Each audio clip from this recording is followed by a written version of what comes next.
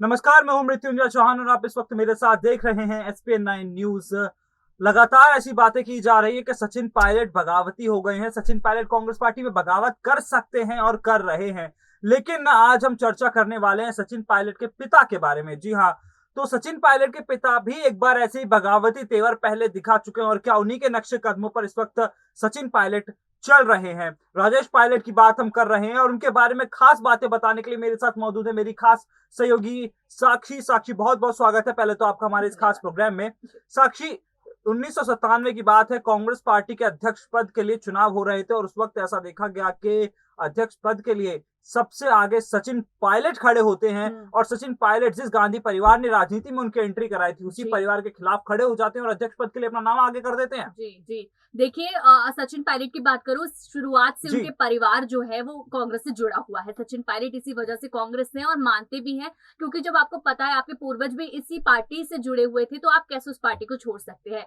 तो सचिन पायलट इस पार्टी में शामिल है, लेकिन शामिल होने के बाद भी उनके पास बड़ी जिम्मेदारी नहीं थी। तो अब बड़ा मौका था कि उन्होंने उस पर मांग रखी और अपनी बात कही। अपने दिल की बात कहनी बहुत ज्यादा जरूरी थी।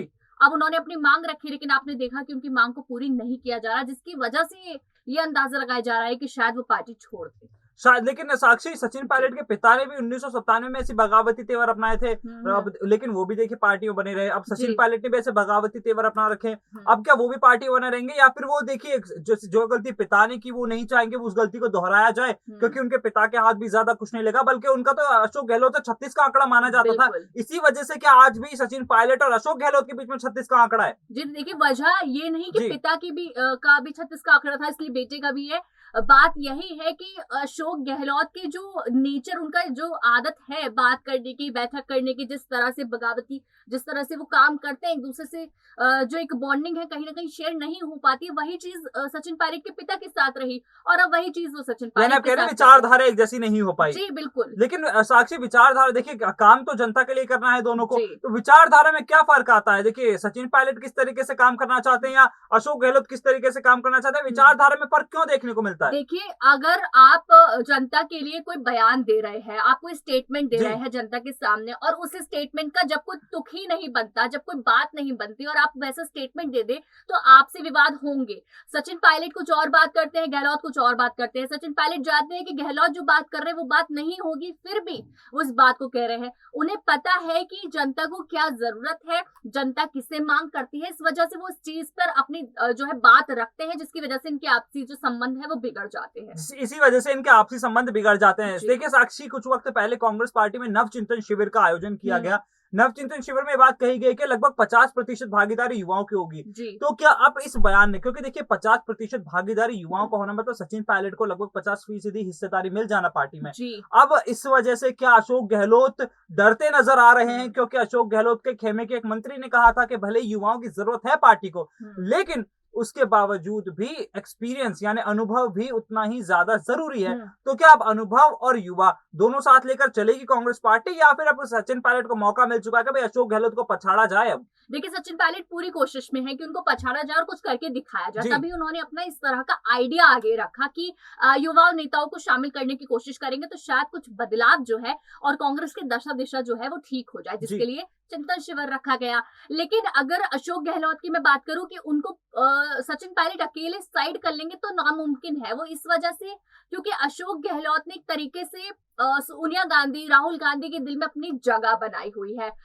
उनके साथ इतने अच्छे संबंध अशोक गहलोत के हैं कि कुछ भी हो जाए वो उनको साइड नहीं कर सकते, वो उनको उस पद से नहीं हटा सकते। जी बिल्कुल। जी, तो यही एक बड़ी वजह रहेगी कि सचिन पायलट जो है साक्षी। लेकिन सचिन पायलट, अब देखिए उन्हें जिस तरह से भारत जोड़ो यात्रा में इतनी बड़ी जिम्मेदारी दे दी गई है सचिन पायलट को, तो क्या अब वो उस जिम्मेदारी को निभाना चाहेंगे या अभी भी अपनी जिद पर अड़े हुए हैं कि हमें भाई मुख्यमंत्री पद ही चाहिए, बिना उसके हम काम नहीं करने वाले पार्टी में? देखिए, मांग तो बहुत समय पहले सचिन पायलट ने इस तरह की रखी थी क्योंकि मुझे कोई बड़ा पद चाहिए। तो सचिन पायलट अगर उसी बात पे अड़े रहते तो शायद अभी तक वो ना चिंतन शिविर में शामिल होते ना और कोई बात मानते। लेकिन सचिन पायलट की यही बात सबसे अच्छी है कि वो कोशिश कर रहे हैं, अपनी मांग रख रहे हैं, लेकिन जो जिम्मेदारी उन्हें मिलती है उसको भी निभाते हैं अच्छे से और निभा भी रहे हैं और आगे भी निभाएंगे। लेकिन साक्षी, आगे आने वाले वक्त में कांग्रेस पार्टी के पास देखिए उन्होंने चिंतन शिविर किया और उसके बाद देखिए उन्होंने कई सारी चीजें उनकर निकल करके सामने आई, जिसमें कहा गया कि भारत जोड़ो यात्रा निकाली जाएगी। हालांकि उसमें बहुत बड़े बड़े नाम नहीं थे, लेकिन कपिल सिब्बल के पार्टी छोड़ के जाना और कपिल सिब्बल जो G23 के नेता थे, उन्होंने उन G23 नेताओं की तरफ से कांग्रेस पार्टी के अध्यक्ष पद के लिए सचिन पायलट का जो नाम था उसका प्रपोजल दिया गया था। क्या अब सचिन पायलट के लिए संकेत नहीं है कि भाई जब आपके नाम का प्रपोजल देने वाले ही नेता अगर कांग्रेस पार्टी छोड़कर जा रहे हैं, तो कहीं ना कहीं आपको भी अब सोचने की जरूरत है कि वाकई में आपकी पार्टी में जगह है या फिर आप सिर्फ आंख टटोली कर रहे हैं, टाल टटोली कर रहे हैं और सिर्फ वक्त बर्बाद करने का काम कर रहे हैं। बिल्कुल, या फिर आप उस पार्टी में एडजस्ट करने की कोशिश कर रहे हैं अपने आप को। यही चीजें दिखाई दे रही है कि शायद सचिन पायलट अपने आप को कहीं कांग्रेस पार्टी में एडजस्ट करने की कोशिश कर रहे हैं कि मेरा जो है कहीं जिम्मेदारी मुझे ऐसी मिल जाए, पद मिल जाए, मैं एडजस्ट हो जाऊं, बस यहीं पर रह जाऊं। हालांकि उनको वो चीज नहीं मिल रही जो उनको चाहिए, कोशिश वो कर रहे हैं। और जिस तरह से आपने बताया, हाँ वो नेता उनको प्रपोजल भी दे रहे थे लेकिन वो खुद पार्टी से निकल गए, तो सचिन पायलट अब उनके पास क्या बचा और क्या वजह रही कि वो उस पार्टी में रहे। तो यही चीजें दिखाई देती है, जिस तरह से चीजें जबरदस्ती बढ़ती जा रही हैं और सचिन पायलट पर दबाव बन रहा है यहाँ रुकने का। लेकिन आप ये देखिए कि राजस्थान की जो जनता है वो भी ये कहती है सचिन पायलट को कि उन्हें पार्टी छोड़ देनी चाहिए अगर इस बार उन्हें वो पद नहीं मिलता। पार्टी छोड़ देनी चाहिए अगर इस बार उन्हें वक्त पद नहीं मिलता। कहा जा रहा है कि जिस तरह से सचिन पायलट ने बगावती तेवर अपनाए थे, उनके पिता ने भी ऐसे बगावती तेवर 1997 में अपनाए थे, लेकिन कांग्रेस पार्टी में खासा कुछ नहीं हो पाया। चुनाव भी हुआ था उनके पिता का और चुनाव लड़ा गया था अध्यक्ष पद को लेकर के, लेकिन उसके बाद ऐसा देखा गया कि उन्हें हार का सामना करना पड़ा। अशोक गहलोत से उनका भी 36 का आंकड़ा रहा, वहीं ऐसा देखा जाता है कि सचिन पायलट का भी अशोक गहलोत के साथ 36 का आंकड़ा है। अभी भी सरकार में दो अलग अलग खेमे बटे हुए हैं, जहां पर जो विधायक सचिन पायलट के खेमे में है वो अलग बातें कहते हैं, जो विधायक अशोक गहलोत के खेमे में है वो अलग बातें कहते नजर आते हैं।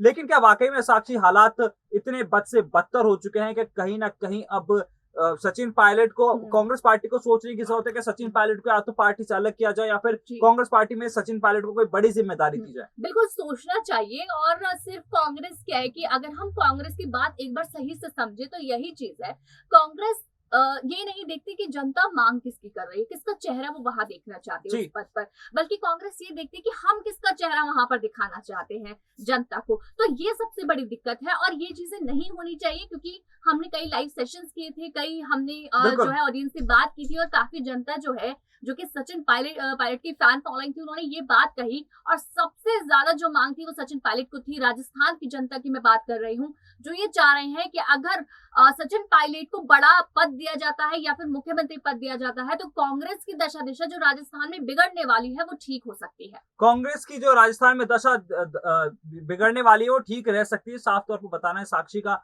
हालात कांग्रेस पार्टी के आने वाले वक्त में अच्छे होते नजर नहीं आ रहे हैं। भले ही कांग्रेस पार्टी भी कितनी भी रणनीतियां बनाने की कोशिश कर ले, लेकिन ऐसी रणनीतियां 5 राज्यों के विधानसभा चुनावों से पहले भी बनाई गई थी, जहां पर ऐसा देखा गया कि प्रियंका गांधी के हाथ में पार्टी की पूरी बागडोर थी, लेकिन क्या हुआ, पार्टी को मुंह की खानी पड़ी और सिर्फ पार्टी धूल भागती नजर आई। आगे आने वाले वक्त में आखिरकार कांग्रेस पार्टी का हाल क्या रहने वाला है और क्या वाकई में जो चुनाव गुजरात और हिमाचल में होने वाले हैं और लोकसभा चुनाव जो 2022 में होने वाले हैं, पार्टी को उनमें फायदा मिलेगा या फिर पार्टी को एक बार फिर से हार का सामना करना पड़ेगा।